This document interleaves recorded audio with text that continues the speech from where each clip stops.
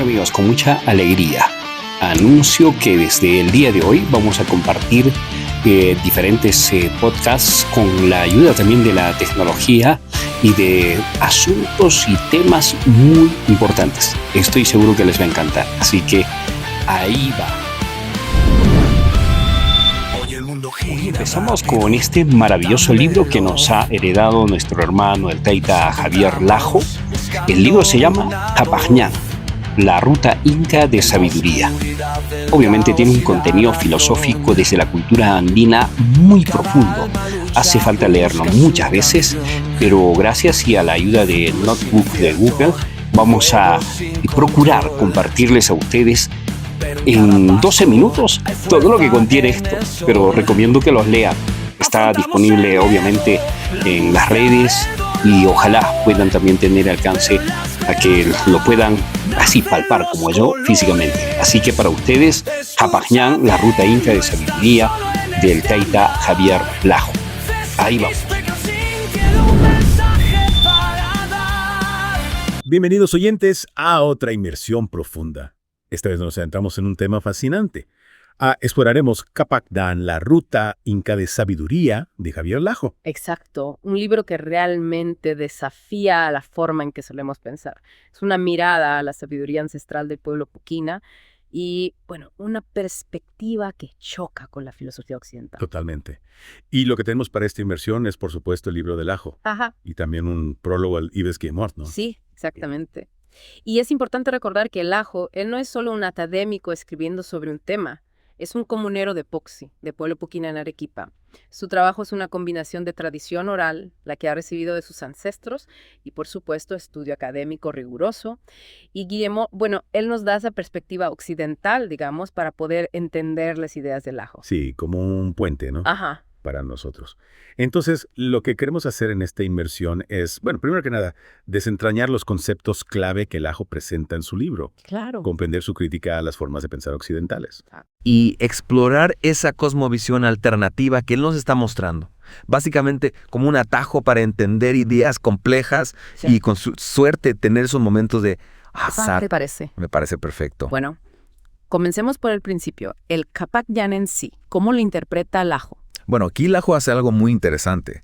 Él se basa en el idioma puquina y nos dice que Capac significa santo o noble, ¿no? Entonces, plantea la hipótesis de que Capac Ñan no es simplemente camino inca, sino que es la ruta de los justos o incluso el camino de sabiduría. Wow. Ya no es solo una red de caminos. Claro. Tiene una connotación moral, espiritual, intrínseca. Ya, desde el nombre mismo estamos viendo otra perspectiva. Y también se menciona la pregunta de María Schulten y Matak Chekari. Que es la verdad. Exacto. ¿Cómo encaja esto? Bueno, Lajo conecta esto con el término quechua checaluba, que significa diagonal, y checa, que es verdad. En la cultura andina, la diagonal parece que tenía una conexión muy profunda con la verdad. Entonces se pregunta si el Capac Ñan, con sus posibles alineamientos diagonales de ciudades incas, pre-incas, fue concebido como ese camino de la verdad. Interesante. Entonces, la disposición física del camino también refleja esa búsqueda de la verdad. Y si el Capac Ñan es el camino de la sabiduría, ¿qué papel juega la Capac Cuna? Lajo postula que la Capac Cuna era la escuela de la sabiduría inca, de la civilización inca, y él encuentra evidencia de esta escuela andina en la evolución de los artefactos a lo largo del Capac Ñan, en los métodos de construcción, en la arquitectura, la mecánica funcional. La presencia de formas cuadradas y circulares paralelas en los templos, en recintos sagrados, se interpreta como una prueba de esa complementariedad, de esa proporcionalidad que él asocia con esta escuela. Entonces, el paisaje mismo es como un aula donde se enseñaban los principios de su civilización. Exactamente. Fascinante. Ahora, uno de los puntos centrales, me parece, del trabajo de Lajo es este contraste que él hace entre la sabiduría andina y la filosofía occidental. ¿Cuál dirías que es la esencia de esta contraposición? Su esencia radica en la forma en que se conciben las relaciones. La sabiduría andina, tal como la presenta Lajo, enfatiza las relaciones intrínsecas entre el cosmos, el mundo, la naturaleza y la humanidad. El ser humano no es un individuo aislado, sino un ser social, comunitario, que busca una paridad complementaria con todo lo que existe. Y aquí es donde entra Ives Guillemot con su prólogo. Claro. Un nuevo paradigma. Exacto. Y él explora la idea de una antropología al revés, un movimiento más allá de la civilización occidental hacia lo que él llama una ontología comunitaria. ¿Y qué significa eso exactamente? Básicamente, una forma de entender la realidad que prioriza la comunidad sobre el individuo, resaltando la importancia de las relaciones, de la interdependencia. Ya veo. Guillemot mismo reconoce que su prólogo es una provocación, un intento de abrir el debate en Occidente sobre lo que sería el pensamiento andino. Entonces, Lajo nos presenta esta cosmovisión andina como una alternativa. Sí. ¿Cuáles son algunos de los conceptos claves, digamos, los pilares de esta visión? Uno de los conceptos centrales es la paridad y complementariedad, y Lajo lo ilustra con los templos antiguos peruanos. Muchos presentan formas cuadradas y circulares, ¿no? Y él interpreta esto como un simbolismo de la paridad humana, el equilibrio entre la humanidad y la naturaleza. Introduce el término Ilawi, que sería la sabiduría de la pareja humana, la paridad en un sentido más amplio. La diagonal en un cuadrado inscrito en un círculo se vuelve símbolo de esta proporcionalidad. Interesante. La clave aquí es que no solo las cosas son diferentes, sino que esa diferencia es esencial, contribuye al todo. Como las dos caras de una moneda, Exactamente. que son necesarias para que la moneda tenga valor. Exacto. Esta idea de par parece fundamental. Hay otros conceptos relacionados. Sí, por supuesto.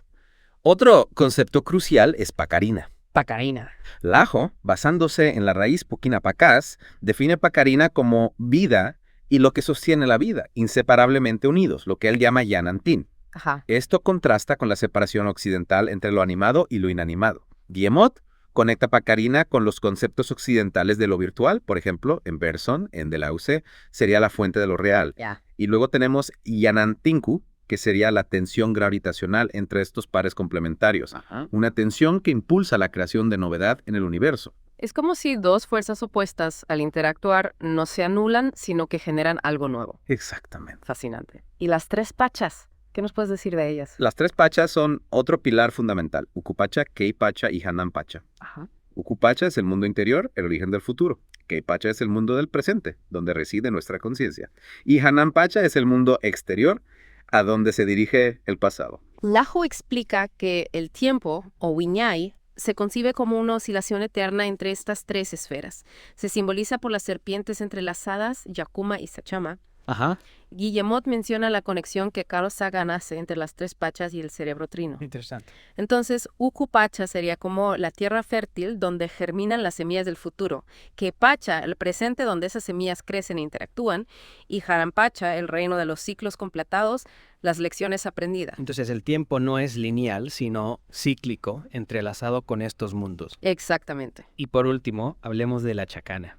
Sé que tradicionalmente se asocia con la Cruz del Sur, ¿no? Sí, pero Lajo enfatiza que la Tawa Chacana, ese concepto de cruz cuadrada, representa la vinculariedad, la interconexión, que es el método de la cosmovisión andina. Y él dice, la relación importante no es entre la constelación y la cruz, sino entre el cuadrado y el círculo, como se ve en la cruz cuadrada de Tiwanaku. Ya veo. Es menos una constelación específica y más un principio geométrico fundamental. Que representa esa interconexión. Exacto. Bueno, estos conceptos nos dan una buena base para entender la cosmovisión andina. ¿Y cómo critica Lajo los conceptos occidentales a la luz de todo esto? Bueno, la crítica es bastante profunda. Empecemos con el individualismo. Lajo contrasta el énfasis occidental en el sujeto individual con la visión andina de la comunidad como una red de singularidades que se activan en pares complementarios. Ajá. La conciencia misma surge de manera diferente en cada contexto. Claro. Con respecto al tiempo, Lajo señala que la idea de un tiempo lineal separado es en gran medida una construcción occidental. Ya. Él menciona el concepto chino de proceso como una alternativa y explica que Wiñay, en quechua, se acerca más a la idea de un flujo continuo, una eternidad dinámica. Como si el tiempo no fuera una línea recta con un principio y un fin, sino más bien un río que fluye constantemente. Exactamente. También hay una diferencia fundamental en cómo se entiende la medición, ¿no? Sí. Lajo postula que la cultura andina se desarrolló sobre la base de sistemas de proporciones, paridad, proporción y precisión, en lugar de la medición occidental, que se basa en unidad, medida y exactitud. Interesante. Él sugiere que la medición occidental está ligada a la idea de un creador que mide su creación con su propia vara, implicando propiedad y control. En cambio, el sistema de proporciones andino enfatiza la relación armónica entre las partes. Ya veo. Y luego está su crítica a la idea occidental de el uno como creador. Lajo ve la concepción neoplatónica del uno como el origen, como el creador, como una base para la separación y la jerarquía en el pensamiento occidental. Y esta idea de una fuente única perfecta lleva, según él, al concepto de pecado original y culpa, porque si el creador es perfecto, cualquier imperfección debe provenir de lo creado. Esto contrasta con la visión andina de pares complementarios sin una noción inherente de error. Claro, en la cosmovisión andina las imperfecciones no son necesariamente fallas, sino parte de esa tensión necesaria para la creación y el equilibrio. Exactamente. También toca, aunque brevemente, la separación entre razón y emoción, ¿no? Sí, menciona la dualidad occidental entre razón y emoción, rastreando sus raíces hasta Platón y su posterior refuerzo en el cristianismo, Ajá. y sugiere que la perspectiva andina podría ser más integrada en este sentido, Ya. donde la razón y la emoción no se ven como fuerzas opuestas, sino como aspectos complementarios de la experiencia humana. Finalmente, aborda la posible percepción de su crítica como maniquea, Ajá. aclarando que su énfasis en la perspectiva desfavorecida busca lograr paridad, o al menos equidad. Ya veo. Él contrasta la concepción occidental del otro como algo a ser dominado con la relacionalidad inherente en la cosmovisión andina. Donde el otro no es una amenaza, sino una parte esencial del tejido de la existencia. Exactamente. Ahora, ¿cómo ve Lajo la resistencia indígena en este contexto? Bueno, él la presenta no como una lamentación victimista, sino como una activa resistencia y reinvención. Es una afirmación continua de la comunidad, de la autonomía, de sus propios conceptos y valores, liberándose de la mirada del colonizador.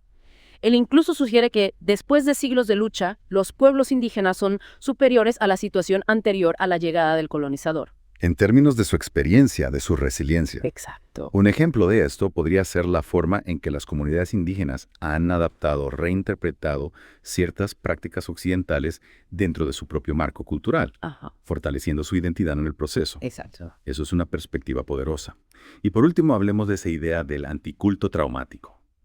Lasso plantea la hipótesis de que el desarrollo de la cultura occidental podría estar vinculado a un anticulto traumático relacionado con cataclismos pasados, lo que llevó a un enfoque en el individuo hombre-padre-espíritu y un miedo a la muerte.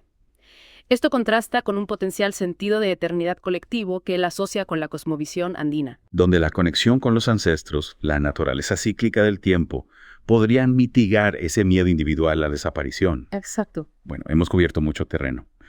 Para recapitular, este profundo análisis de la obra de Javier Lajo nos revela un fuerte énfasis en la interconexión, la complementariedad, una visión cíclica del tiempo y una crítica fundamental al individualismo y al pensamiento dualista occidental. En esencia, la obra de Lajo nos ofrece una perspectiva alternativa poderosa sobre el conocimiento, la existencia, nuestra relación con el mundo que nos rodea. Y esto nos lleva a una última reflexión para ti, oyente. Considerando estas cosmovisiones contrastantes, ¿cómo podría la comprensión de la sabiduría andina ofrecer nuevas perspectivas sobre los desafíos contemporáneos que enfrenta el mundo occidental? Particularmente en términos de comunidad, sostenibilidad, nuestra relación con la naturaleza. ¿Qué aspectos de tu propia comprensión del mundo podrían ser desafiados o enriquecidos por estas ideas? Te invitamos a reflexionar sobre los conceptos de Pacarina, Yanantinku, la propia naturaleza de la verdad. ¿Podría esta visión andina ofrecernos nuevas formas de abordar problemas como el cambio climático, la desconexión social? Interesante pregunta. Gracias por acompañarnos en esta inmersión profunda. Esperamos que esta exploración haya sembrado unas semillas para una mayor reflexión. Gracias por acompañarnos. Nos vemos en la próxima inmersión profunda. Hasta la próxima.